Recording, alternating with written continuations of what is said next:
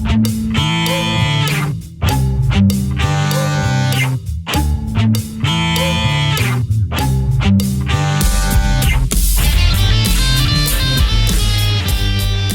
everybody, Mike McWilliams, Upstairs to the Right Music Channel. Thank you so much for joining us here today. Just a little bit of housekeeping as usual. A reminder that we do live streams here on this channel as well. It's called Sunday at Mike's. We do it every Sunday night at 11 p.m. Central European Time. Don't know where that falls on your clock, or in some cases even calendar. But in any case, it would be great if you could find the time to show up. It's a great show and we have a lot of fun. I saw a very interesting discussion that the Carnegie Institute had with James Taylor. They sent a film crew down to his house. This is about 8 years ago now, maybe even a little bit more. But he took them down to his vault where he stores his guitars. And he brought out his Fire and Rain guitar, acoustic guitar. And he made the statement that guitars wear out, acoustic guitars wear out. He said that, well, why don't you take a look? Here's the clip. You know, guitars, they wear out. They get a certain amount of abuse on the road. I don't know why cello and violins get better and better with age, and a 200-year-old instrument sounds fantastic. Guitars don't last that long. So upon hearing this statement, I was really fascinated. I was perplexed with the concept that an acoustic guitar could wear out. At first I thought that he was talking about the frets, and then I thought maybe he was talking about just the overall body structure of the guitar. I could imagine that recording with that guitar and then taking it out on tour is a little bit more than average wear or tear, but I couldn't see that that guitar, even now 40, 50 years later, would be worn out. But in his opinion, they are. So I thought that I had a lot of questions about this. This is my acoustic guitar. I bought this in 1997 at the Yamaha shop in Shibuya.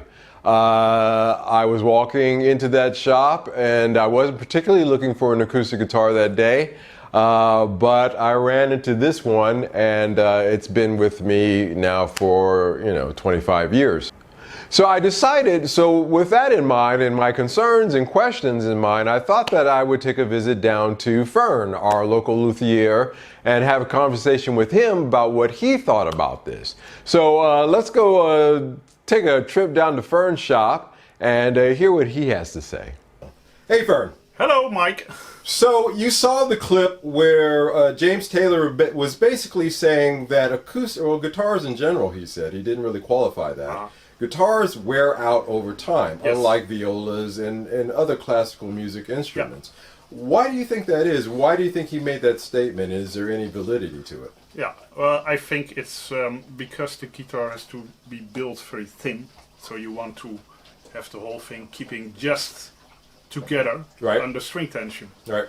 If you build it too sturdy, it will not sound well, and if you build it too light, it collapses. Okay. So what happens is that I think in time, basically the neck wants to fold this way, yeah, and the bridge want to fold this way. Right. So you have these stresses on both ends, yes, pulling it like a sandwich, basically, with yes, a piece of toast, yes, and folding it. Yeah.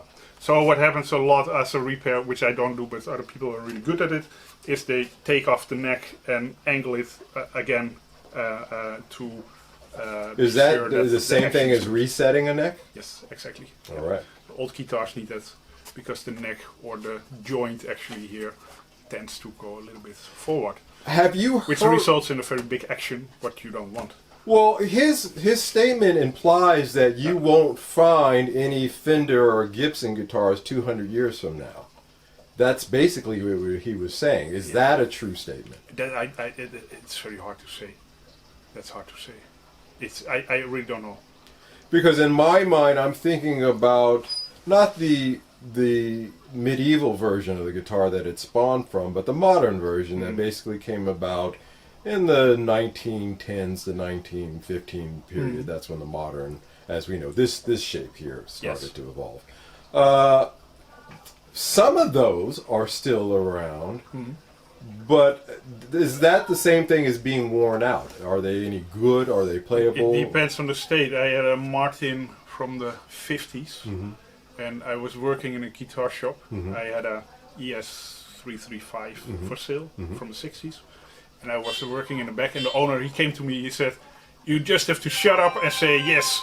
And then a guy wanted to trade in a Martin from the 50s. So yeah, Martin from the 50s. we had a Martin from the 50s, so D18. It was a horrible guitar. I never had a guitar that played so bad and sounded so crappy, and it was horrible.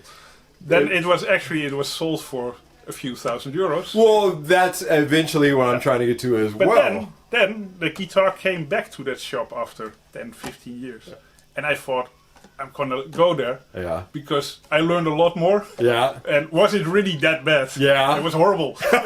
It was worse than you originally thought. I hated that. Well, that's true. Okay, okay. But I think it's also in the if you build 10 guitars, maybe one lasts. I don't know. It's not designed to last. Okay. And what you can do with a violin, as far as I know, is a violin has one bracing under the top. That's it. You can take off the whole top. You can replace the bracing. Put tension on it again, and put it back. It's designed for that. But if you're talking about something famously known like a Stradivarius, for example, they haven't done that to those. Those are still... I really don't know. I wouldn't dare to say that. If you take any Taurus, it has been repaired and sanded and done. It's not original anymore. Interesting. Yeah. Interesting. So the hope is not out for most folks when it comes to acoustic guitars. You're basically saying, however, that in 50, 60, certainly not in our lifetimes it could wear out, but eventually moving on to the next generation, they may have to look at doing things like resetting the neck. You need maintenance. Yeah. And maybe in a guitar in a different way than in a violin. But what's lasting, if you keep the guitar in a good condition, in a good environment, maybe it lasts longer. What do we do with guitars? We play outside, we play on gigs, we play everywhere. And what does the violin player maybe does? With the Stradivarius, rehearsal, at least. Studio, home. That's it. Yeah, they take good care of because it's a very expensive instrument. Sure. And that also is a difference. Well, that's it for today, guys. Thank you so much for watching. If you haven't subscribed yet, please hit that subscription button. It really does make a big difference to this channel for those of you who are on the fence about maybe hitting the subscription button to know that this is a community we're building, and we would really love you to be part of it. So again, hit that subscription button.